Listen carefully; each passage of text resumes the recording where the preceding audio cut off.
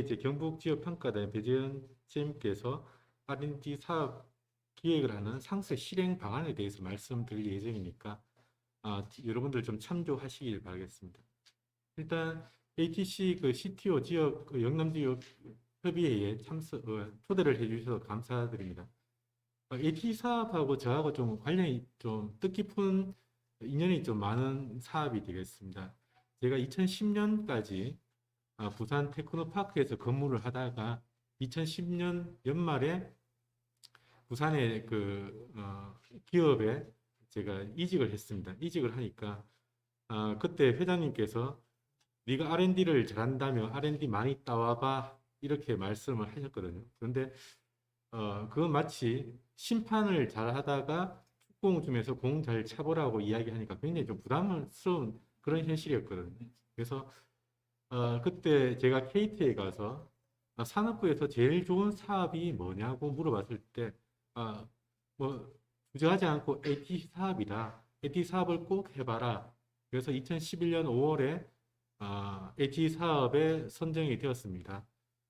그리고 난 다음에 AT 사업 하나가 잘 풀리니까 제가 그때 5년 8개월 근무하면서 과제 13개를 이렇게 쭉쭉 했습니다. 물론 주간 기간도 있고 참여 기간도 있었지만 또 어떤 과제는 이제 우리 회사 진짜 필요해서 하는 사업도 있었고, 여러분들도 많이 느끼시겠지만, AT 사업 하나 좀 단단한 사업 한번 하시면 주위에서 떻게 보면은 이제 대기업이라 이런 데서 참여를 하지 못하니까 이름을 좀 대신해주고 해보고 싶은 사업을 좀 어떻게 보면은 이제 앞장서서 이제 이름만 걸어놓고 하는 사업, 그런 사업도 꽤 많거든요. 그러면 거기서 우리 회사가 어떤 방향으로 사업을 추진하는 게 회사에 득이 될까? 물론 득이 되는 것도 있었고, 이제 나중에 보면은 그냥 시간만 낭비하는 그런 사업도 있었지만, 그래도 뭐 연계 협력 관계를 하고 지역에서 AT 사업의 기업으로서 위상은 계속 유지가 되는 것 같습니다. 제가 드릴 내용은 제가 소속되어 있는 부산 산업과학 혁신원에 대한 소개를 간략하게 드리고, 그리고 여러분들이 AT 사업을 하셨으니까 이 사업보다 이제 점점 큰 사업 쪽으로 접근을 하셔야 되면 정부 R&D 지원의 프로세스도 조금 한번 이해를 한번 해볼 필요가 있을 것 같습니다. 그리고 우리가 R&D 사업을 기존에는 이제 주어진 과제를 공모된 과제를 뭐 신청하는 거였지만 우리가 큰 사업을 하려면 만들어가는 작업도 해야 된다. 그런 R&D 사업 기획에서 우리가 조금은 참조하고 고려되어야 될 사항이 뭔지 여기에 대해서 간단하게 좀 말씀을 좀 드리도록 하겠습니다. 제가 소속되어 있는 이제 그 부산 산업과학 혁신은 일명 비스텝이라고 하는데 2015년 7월에 그 부산 과학기술기획평가원이라는 이름으로 만들었습니다. 그래서 한국과학기술기획평가원이 키스텝인데 그래서 비스텝 이렇게 되다가 이게 이름이 이제 너무 어렵다. 그리고 키스텝의 지역 분원이 아니냐 뭐 이런 이야기에 대해서 부산 산업과학 혁신원으로 2018년에 이름을 변경하게 되었고요. 예전에 이제 지역에서 지역 전략산업기획단이라는 게 있었습니다.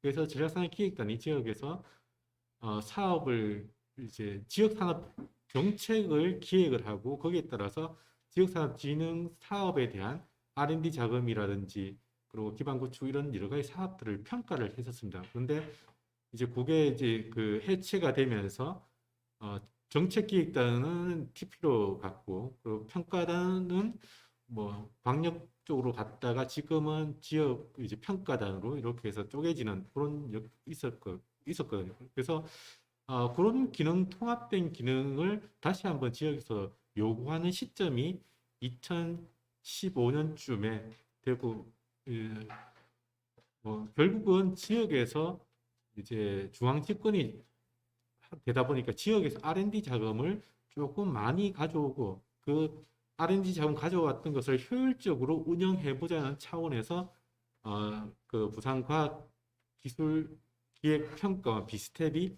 설립이 되었습니다. 연역은 뭐 이건 참조를 하시면 될 것 같고요. 그래서 주요 역할은 부산 지역에 있는 과학기술이라든지 그 산업기술 분야에 대한 정책을 기획을 하고 그리고 지자체에 지원을 해주는 그 산업 정책을 각 여러 산업이 있습니다만 여러 산업에 대한 정책을 지원을 해주고 그러면 그 세워진 정책이라든지 계획안에 따라서 어, 지역에 그 정부 R&D 사업을 유치를 하는 겁니다. 그래서 지역에 산학 연관을 힘합해서 그 사업을 유치를 하고 저희들이 연간 1,000억에서 한 2,000억 정도 사업 국비를 유치를 하고 있습니다. 그리고 이런 저희들이 유치를 하건 아니면 테크노파크가 유치를 하든 아니면 각 대학이 유치를 하든 지방비가 들어가는 사업에 대해서는 저희들이 예산 배분 조정 권한이 있습니다. 그래서 2017년부터 저희들이 어, 키스텝에서 예산 배분 조정을 하듯이 지역에서도 시범적으로 예산 배분 조정을 실시를 하였고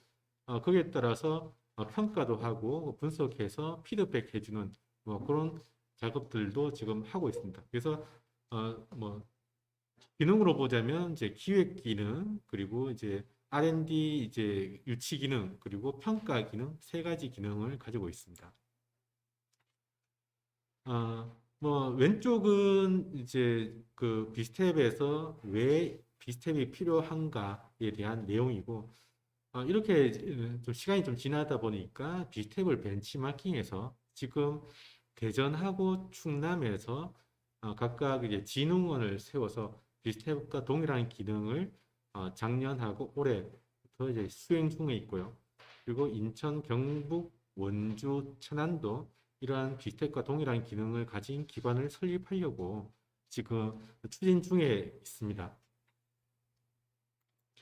그런데 이제 저희들이 해보니까 이제 꼭 시의회에서 저희들이 질문이 그럼 지역마다 있는 발전연구원하고 정책기획단하고 어떤 차별성을 가지냐 뭐 이런 이야기가 있는데 그런 것들은 좀 지역에서 계속 끊임없이 나오는 숙제이기 때문에 그런 것들은 이제 풀어가야 될 내용이라고 보시면 됩니다. 저희들은 3본부 1실로 좀 이루어져 있고요.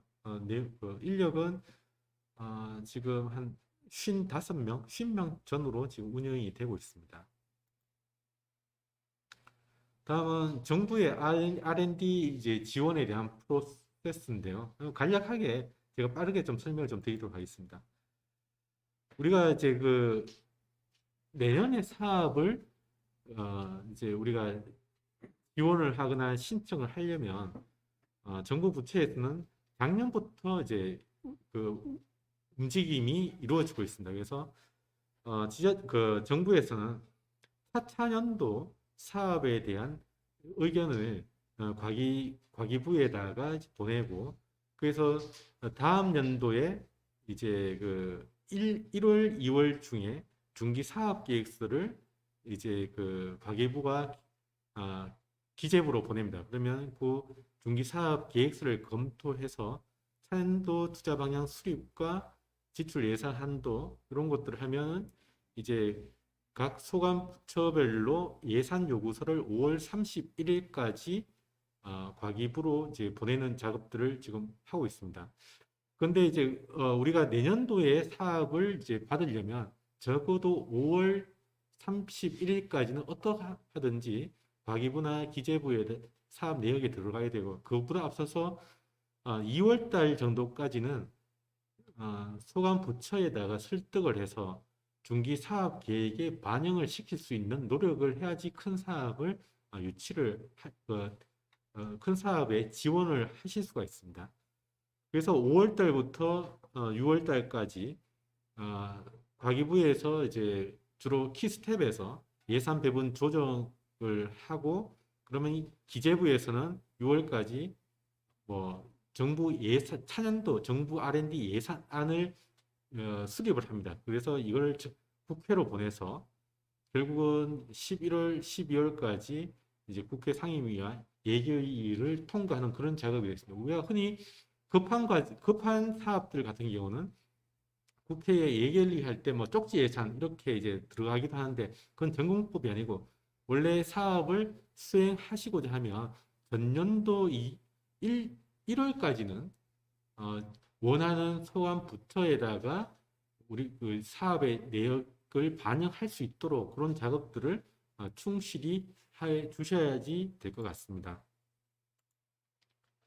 이거는 정부에서 이제 정책, 사업, 과제 이런 걸 구분한 건데요.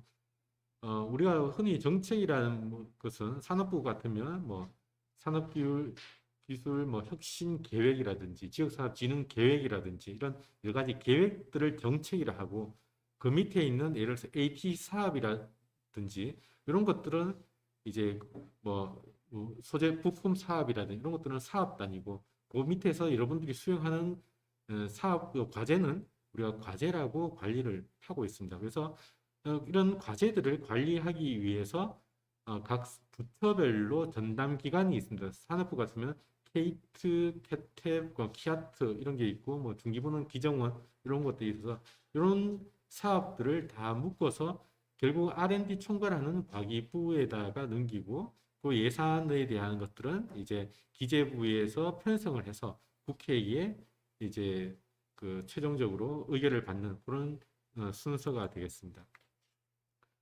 정부 R&D 사업이 그 연도 그 2010년대에는 아마 계속 증가율이 뭐 좀 적다가 작년에 코로나 사태로 대폭 증가가 됐습니다. 그래서 2019년대 20억을 이제 돌파하더니만 작년에는 24억 원, 24조 그리고 올해는 27.4조 원의 예산을 R&D 예산으로 지금 설정을 하고 있습니다.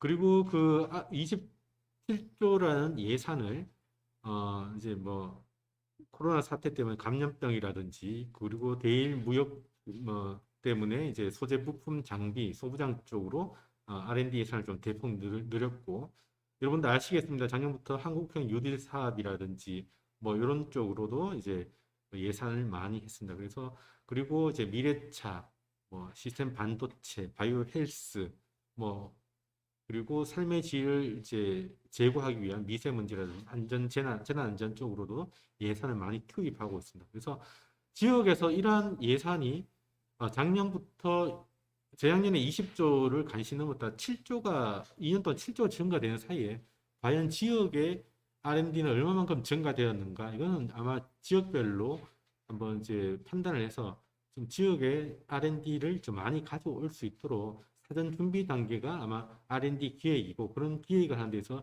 지역의 이런 테크노파크라든지 평가단 이런 여러 유관기관의 도움을 좀 많이 받으셔야 될 것 같습니다. 이거는 R&D 기획 시 참조사항, 이건 제가 이제 R&D를 사업을 기획해보면서 좀 참조하실 만한 사항들을 좀 정리를 해봤습니다.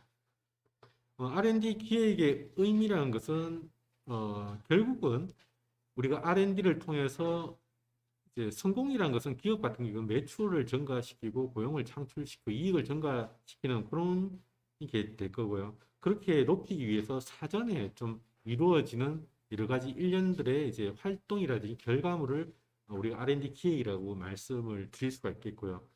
그렇게 하기 위해서는 우리가 정확한 R&D 목표 설정을 해야 되고 그리고 R&D를 할 수 있는 방법, 절차, 추진 체계 그리고 결과를 어떻게 활용할 건가에 대한 것들을 사전에 미리 준비를 해야 되고 그리고 이제 R&D를 하기 위한 여러 가지 소요되는 자원, 예산, 인력, 뭐 시간도 될 거고 그런 것에 대한 것들을 어떻게 또 확보할 건가 그리고 여러 가지 변수에 대해서 어떻게 관리를 할 건가 뭐 그런 것들을 미리 해보는 것, 사전에 준비해 보는 것들이 R&D 기획이라고 말할 수 있겠습니다. 요거는 R&D 기획의 위치는 우리가 이제 그 기업에도 이제 마찬가지고 여러 가지 실행을 하기 전에 제일 앞단에서 아이디어 도출 단계에서 기획을 하는 거고 그리고 이제 우리가 그 여러 가지 문제 과제 뭐 우리가 흔히 말하는 플랜 두 C의 제 첫 번째 단계가 R&D 기획이라고 이제 말씀을 드릴 수가 있겠습니다.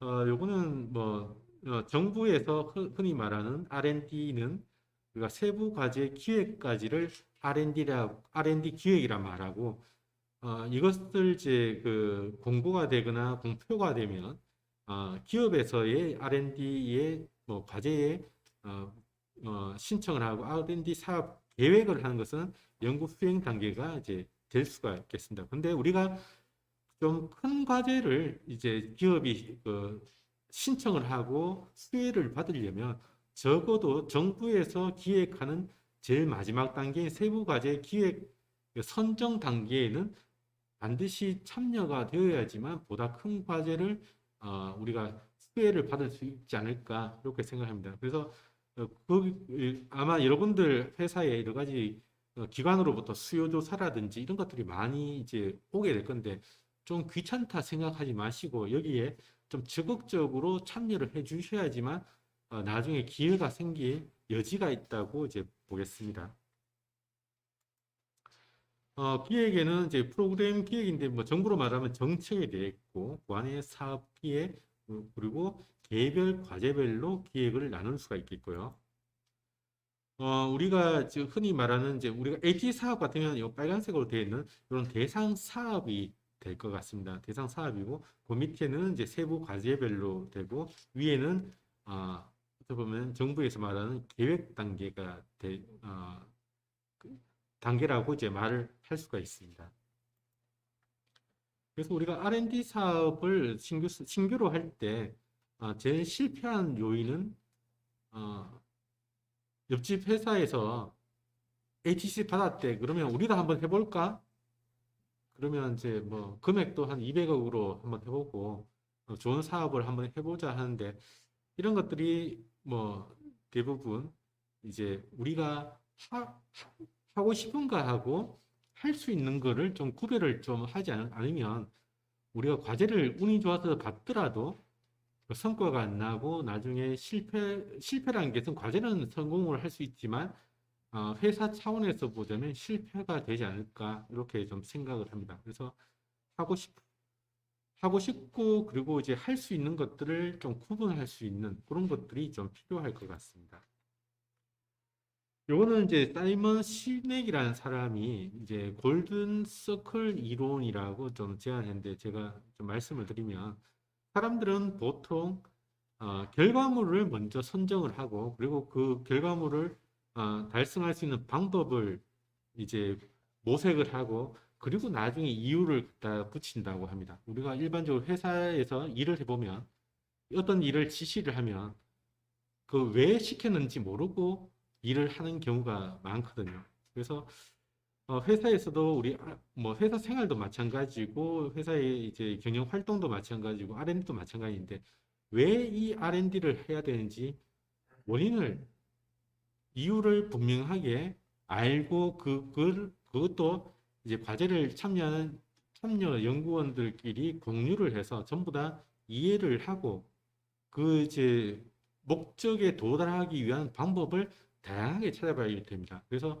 우리가 어떤 분야의 매출을 증대시키기 위해서 R&D가 필요하다는 공감대가 되면 그게 방법으로 ADC 사업이 되든 지역 사업이 되든 아니면 이제 필요에 따라서 뭐 은행에 돈을 빌려서 투자를 하든 여러 가지 방법을 찾을 수 있겠고 그리고 난 다음에 결과물을 우리가 이제 볼 수가 있는 거거든요. 그러면 우리가 결과부터 먼저 생각을 하면 그 결과가 미달됐을 때는 실패라고 밖에 판단이 안 되지만 우리가 원인을 정확하게 분석을 하고 방법을 찾다가 설령 결과물이 우리가 원하는 결과물이 안 나왔더라도 우리는 차선책을 찾을 수가 있고 결코 실패라고 할 수는 없는 거거든요. 그래서 꼭 그 사업을 하시기 전에 이제 같이 하시는 참여 연구원들, 회사 동료분들하고 왜 이 사업을 해야 되는지에 대한 그 이유에 대해서 공유를 좀 해주시길 바라고 오른편에는 제가 썼습니다만은 이제 우리가 누군지를 분명히 알아야 된다는 겁니다.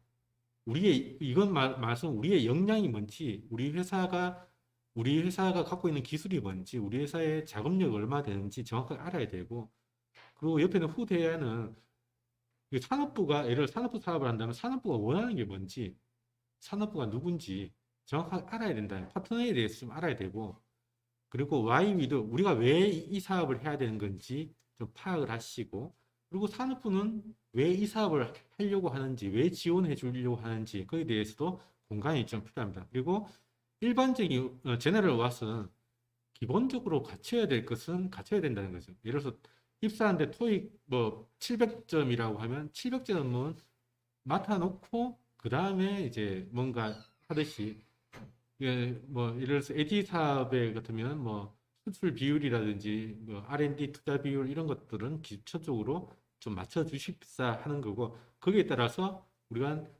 차별화될 수 있는 독특한 뭔가가 좀 필요하다 뭐 그런 내용이 되겠습니다.